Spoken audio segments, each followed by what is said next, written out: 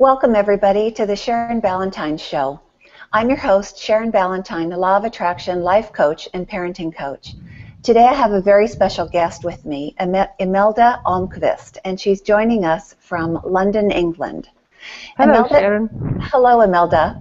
Imelda is a shamanic practitioner and spirit-led painter. Her healing work is about pulling out what no longer serves and then filling her clients with the power, soul essence, divine light, and life force, which facilitates their own path of healing. Imelda was born in the Netherlands and now lives in London, England. Hi, Imelda. Welcome. Hello. Nice to be here. Thank you. It's very nice to have you here from across the planet. Isn't modern technology amazing? It's very amazing, I must say. Well, we're here in the Seattle area, and I know that our weather often matches yours. What's it doing there, or what was it? It's evening there now. What was it today, the weather? It was a reasonable day. It's dark at the moment, but there was sunshine, a little bit of rain earlier, but quite a nice January day. Oh, wonderful. I know it's pretty nice here also. We're not having our usual Seattle torrential rain, so that's a very nice break that we're having.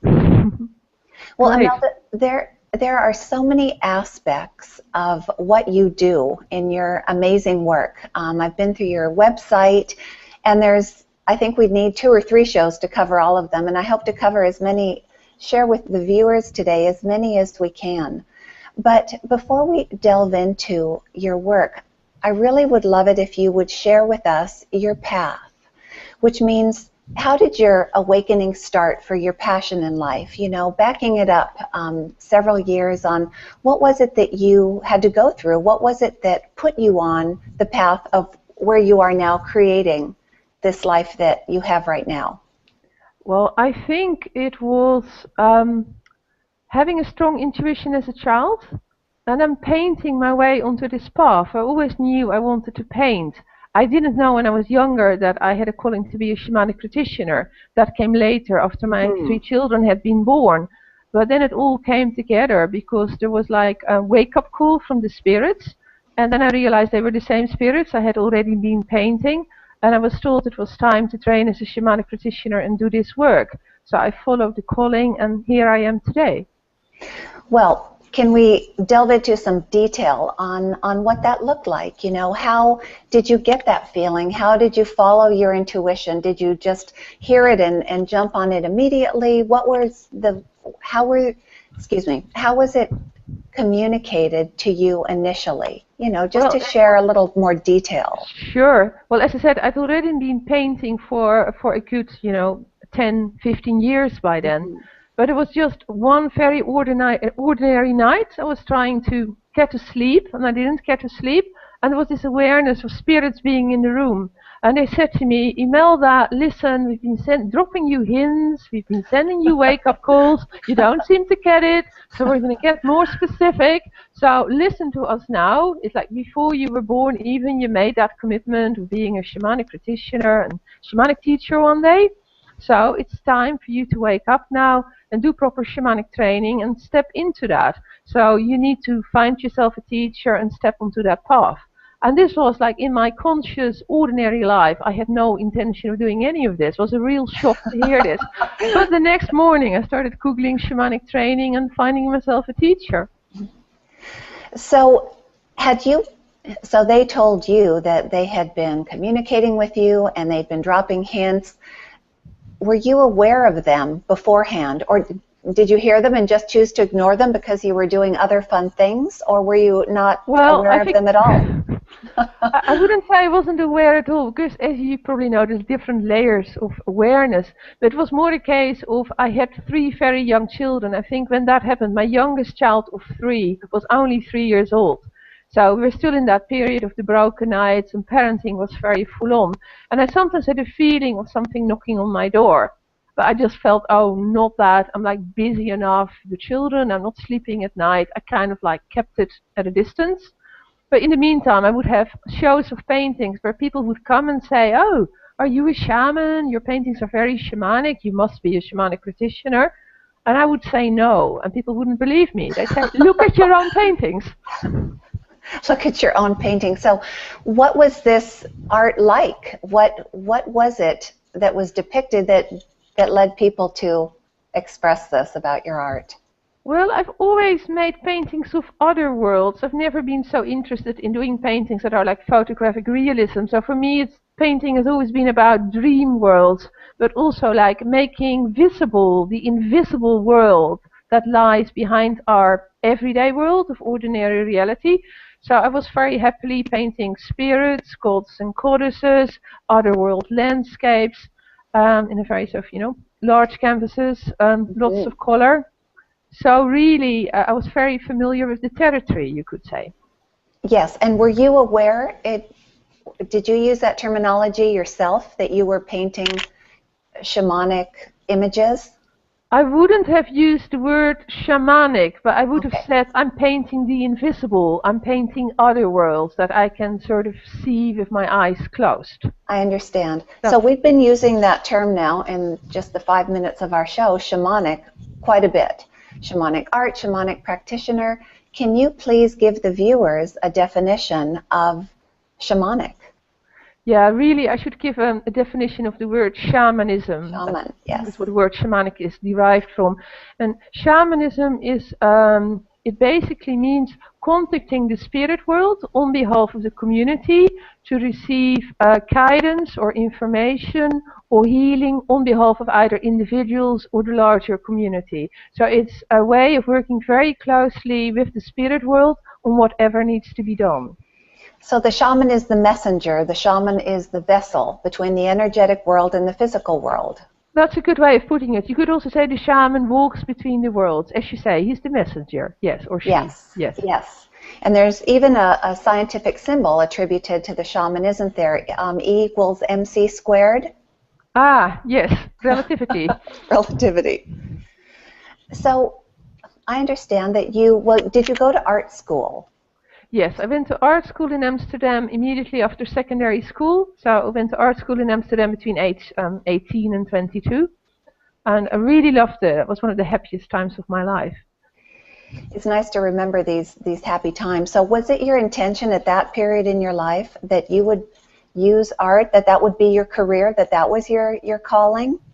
I think that I was clear about that it was. My parents were a bit less sure about it. They said, well, you have to do teacher training as well because, artists, like, they live in the gutter and they starve. So, like, back it up with some teacher training.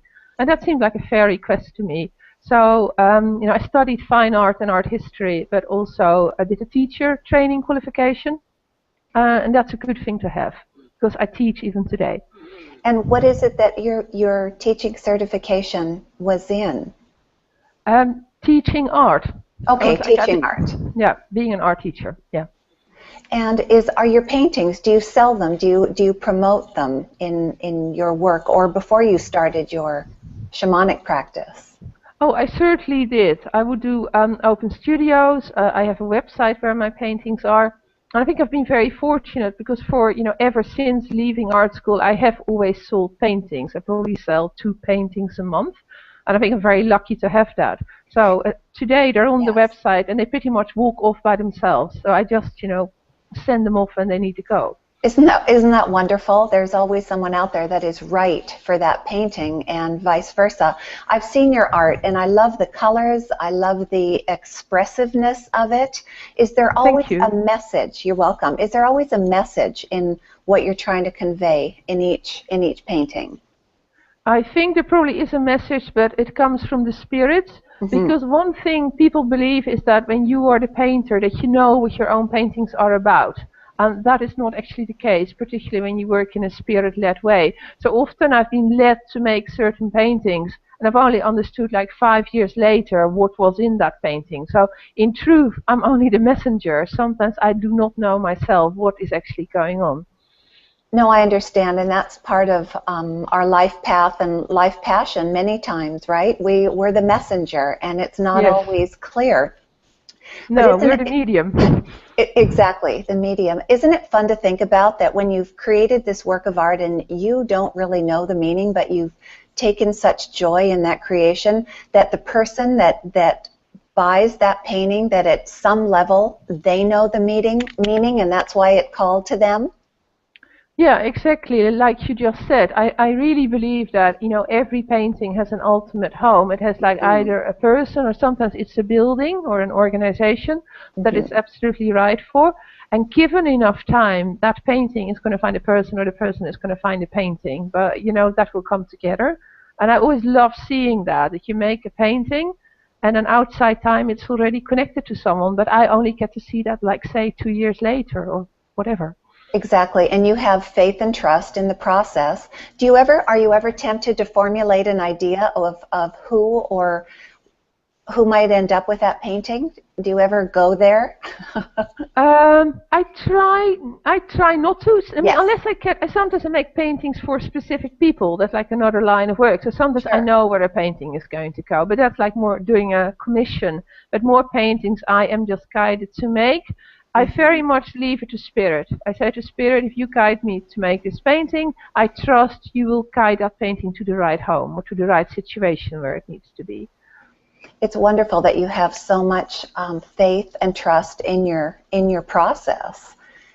So please tell our viewers about your sacred art practitioner training, because you use your art in that training. Well, I use my own art too, but really it's about getting people to connect with their own way of making art. And so this is like a 2-year training I've just started teaching this year. Before that, I was already teaching shorter weekend workshops. But a lot of people came to them and said, this is so wonderful working in a spirit-led way. All the things we're just describing, where it comes from spirit, and we're like the hollow bone, or we're like the medium. And then people say, oh, this is really wonderful. People love actually not controlling the outcome and seeing what unfolds. So people said, can't you organize a longer training, because a weekend is too short. I just get a flavor of it and then it's over. And again, some hints were being dropped, and I got emails about a training that didn't exist. And it's like one of these wake-up calls again, that clearly it's now time to take it to the next level and not just teach a weekend training, but teach a proper professional 2-year training. So that's what the training is about, teaching other people to make sacred, spirit-led art. So art that reflects another world and like beings in another world. So, yeah. That's beautiful. So is part of your process with these people, do you have to teach them how to be open, how to open themselves up to receive the art and the messages? Is that part of your process with them? That certainly is part of the process. People are normally attracted to the training because they're already in some way doing something, but often they want to sort of take it from like having some inkling of it to like a professional level, which is quite a long journey.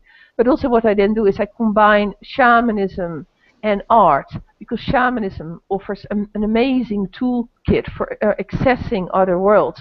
So I put the two together. So on my course, shamanism meets art. We use like shamanic journeying techniques, and like, we do ceremonial work, working with gods and goddesses. And then we bring that into our art. So we use shamanic ways of getting information or guidance, and then we ask the spirits to guide us to make images. And that's how a larger group of people can make spirit-led art. Basically, I teach them to work the way I've intuitively been working myself for many years. And these classes are open to anyone? Do they have to be invited, or are they advertised and promoted by you? Well, I'm not very good at promotion. Basically, as I just said, it's like the paintings. Like, I have a write-up on my website, and I have some information documents, course descriptions. But it is really more a case that the people who already do a workshop or the 2-year training, they talk about it to others, and they say, oh, this is like amazing, you should try this. So I would say that people come in, or people have like, sometimes people have seen me as clients. They've come to see me for healing work. And then as part of the healing journey, we see that they need to get creative and be more in touch with their innate ability to create and to heal. So sometimes that's the journey, and often it is word of mouth. Some people write in through the website, I came across your website, I'd love to do this. Well, word of mouth is just an amazing form of promotion, isn't it? It is. It's the best way. Yeah. I think it is. It requires the least effort from us, and when we offer something beautiful, then people are happy to talk about it, aren't they? Well, that's what my experience is, and like my belief is, it's ultimately not really about me. I'm just there to facilitate, but I believe that the material speaks for itself. The process speaks for itself. That's what it is about, really. It really is. So where is it that you want to take your art? You know, you have the course and you have your own personal expression of this art. Do you have a grander, more broad vision for the future on what your art would look like in your life and the lives of others? Well, I know art will always be in my life. So I will always continue to paint myself, but that will take me, I don't know, because that is up to the spirit. So it's again not controlling it and not knowing it, and I'm very happy with that. But really, at the moment, I'm receiving invitations to teach internationally, to take the sacred art courses to like the United States, for instance. And I'm very excited about that, because like by me traveling somewhere, there may be people there who cannot all come to Europe to train with me. Yes. So course. That seems like a very exciting thing to do. And also to explore where art meets other fields. Like earlier this year, I taught a course on rock art and shamanism with a colleague in Spain. And you know, we actually took them into a cave and we looked at rock art and we made our own art. And it's things like that, exploring where art meets either rock art or maybe Norse shamanism. So exploring where art meets other fields and then co-teaching with someone who is a specialist in that field. That's very exciting because I learn a lot while I'm doing it. Yes, and using the elements in Mother Nature, right? Oh, absolutely. That's it. You're out there in the landscape. That's a little harder to do in London. We do it in London as well. We're outside. I mean, I have a large garden, fortunately, and we have parks. But what I really love... But what I get too little of, I mean, I have to live in London for work and it's where my children's school is. But what I dream of is like ultimately really being out there in the great outdoors. I would love like being in the forest with groups of people, or, you know, being in the landscape. Because the landscape holds a lot of wisdom and teaching. And England, I mean, England does have a lot of countryside and forest, doesn't it? Oh, yes. Yes. It does. But not always on the doorstep. You don't have to travel. But, you know, we have Wales and Scotland. There's beautiful countryside here, certainly. Yeah. Well, as I mentioned before, Imelda, there's so many aspects to this work that you do, you know, the art being a very important part of them. One of them, what is it that you can tell us about? Which other aspect? I know you have the time travelers, you work with children, teaching children. Tell us about your work with kids. Well, the work I do with a group of children really came out of healing work, because there was a period where a lot of parents booked sessions for like children and young people, like particularly children in sort of maybe between 10 and 14 age range. And I saw them all individually for healing work, and it's beautiful. I mean, I love working with children. I mean, is there anything more fun than working with children? And they're so responsive and so intuitive, so they're right in the space with you. Open. So they're very open. I love that. Very. Their intuition is very strong. But then I was starting to notice that all these children had similar struggles. So like quite a few of them were like being bullied in school for being different, because often at a certain age children sort of like shut down to focus more on the outside world, and the peer pressure is on to be a certain way. And these were children who were profoundly spiritual, and they were resisting that pressure of shutting down. They like wanted to stay like open and receptive the way they were. But then that can be a hard thing to do in a mainstream London school. So I was sort of noticing this. Sorry? I imagine that it would be. Yes. Well, that's my observation. So what then happened, so as I observed this, the spirits came in again and said, Imelda, what you really need to do, you need to have a shamanic group for teenagers, they said, or like teens and tweens and children as well, but teenagers in particular. So once again, I felt some resistance, and I thought, oh, I'm not sure I'm ready for that. It's a big job, like, those teens. Yeah, and like, there's a lot that comes into that. It's not always easy, like the organization of that. But then the spirits were very adamant about it, and these parents were bringing me their children and young people. And then for now, it's kind of obvious that clearly I'm in a position to do this. So I just had to take another deep breath and get it organized and put these children together. So that became the Time Travelers group. So I put these children together in a group, and I basically started doing shamanic work with them. But also the most important thing is helping them develop their own spiritual toolkit, so they can find their own. It's very important they do it themselves. I'm only there to facilitate, but the children themselves find spiritual solutions to the challenges in their lives. So for any parents that would be listening, are there any tools that you can mention that day to day a parent can do to help their child's spiritual progress, their expansion, their openness? Well, absolutely. I think the things like the absolutely like bottom line things I would recommend is to sort of make sure your child knows who their spirit allies are. Like in shamanism we have power animals, for instance, but also a lot of people, like, they work with angels and they encourage their children to work with angels. So they're like, there's angelic beings as well. I mean, the world of spirit is full of like allies that come forward to work with children. So for your child to know who their personal allies are, and for your child to know how to communicate with them. So if they're in a tricky situation, they can tune into the other world and get some guidance on what do I need to do here. Or they can call in help and say, stay close to me today. I'm walking into a challenging situation.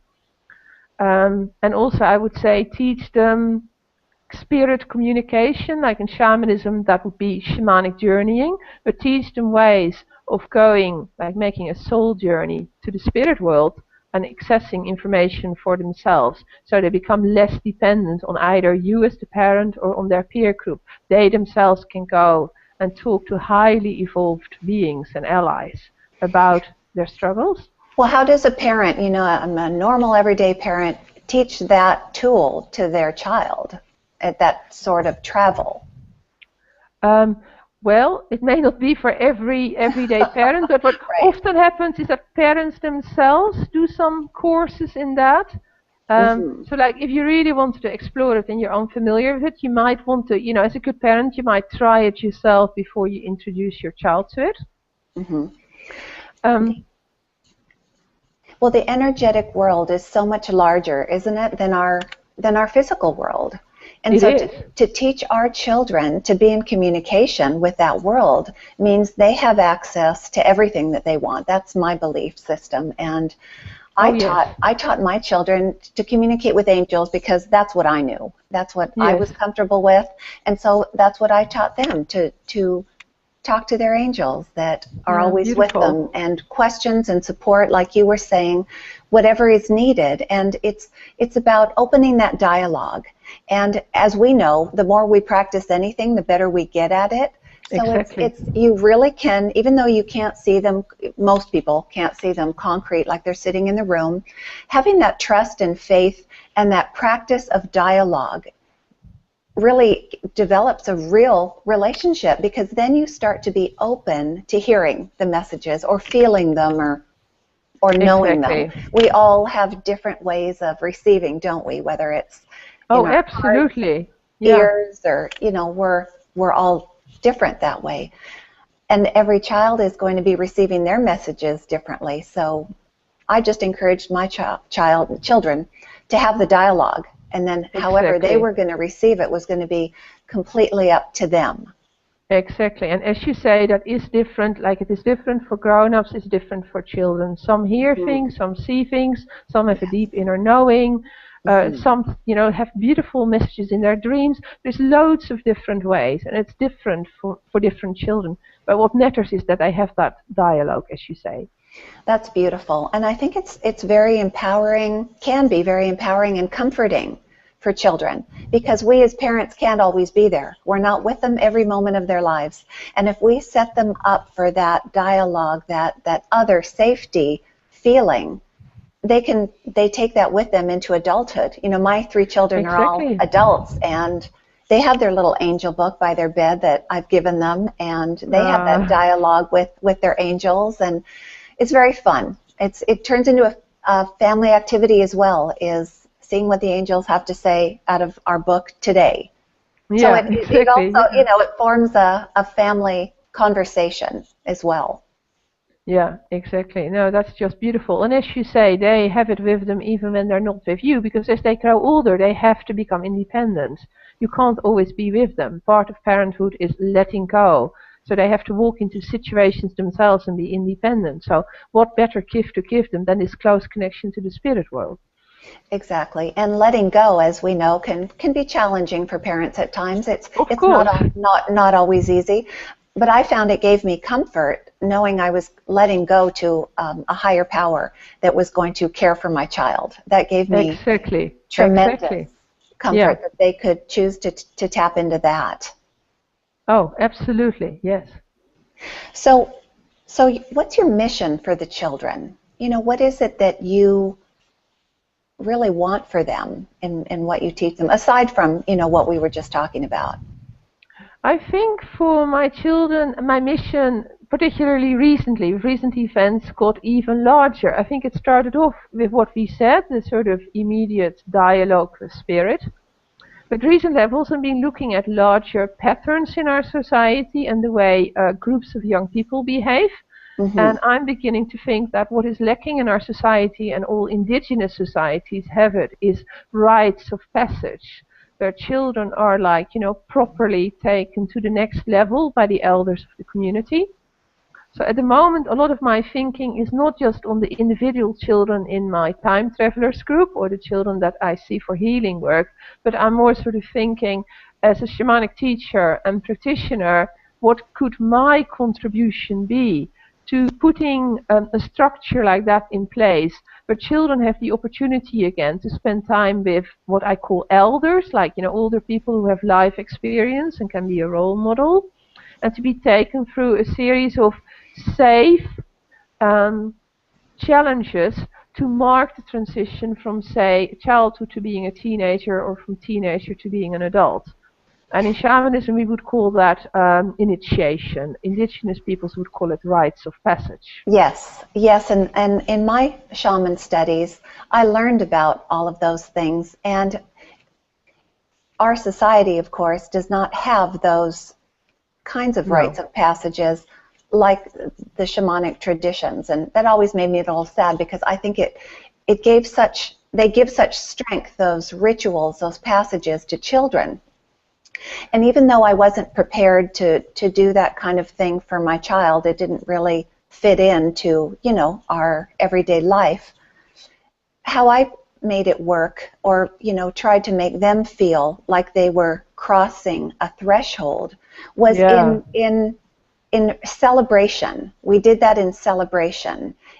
So it's not exactly an initiation, but a celebration of some sort of event or happening or accomplishment in their lives. So that it helped fit into our modern world in America, was Yeah. celebrating their accomplishments and really stating to them that, okay, you were here and now you're here.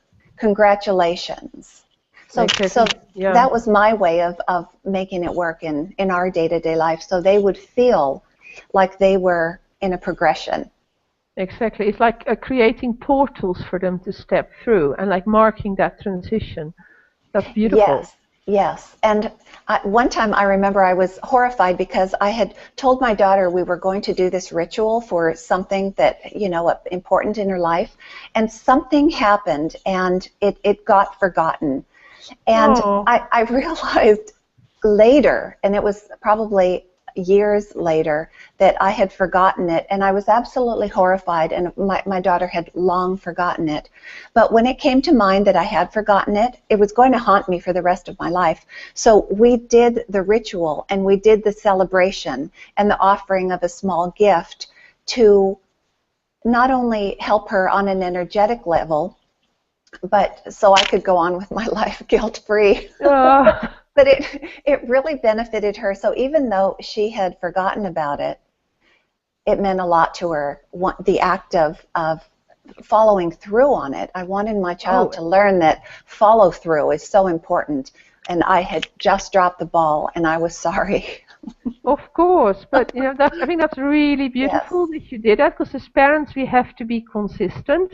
But also Yes. in shamanism we say that ultimately the other world, the spirit world, is outside time.